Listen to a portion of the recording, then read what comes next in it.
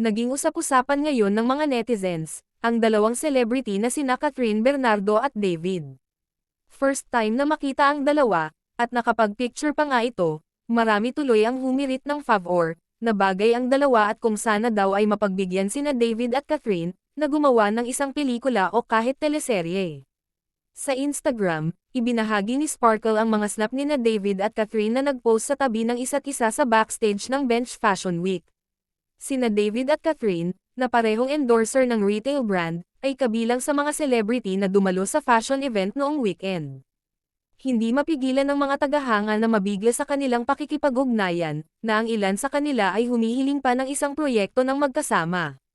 Paano kung pelikula para sa kanila? Isinulat ng isang netizen. Isang pelikula para sa dalawang ito, sabi ng isa pang netizen. Parehong lumipad sina David at Catherine sa Australia para panoorin ang The Eras Tour ni Taylor Swift. Si David ay nanood sa Sydney, habang si Catherine ay nanood sa Melbourne. Nakatakdang bida si David sa paparating na historical action drama ng GMA Network na Pulang Araw, kasama sina Barbie Forteza, Alden Richards, at Sanya Lopez.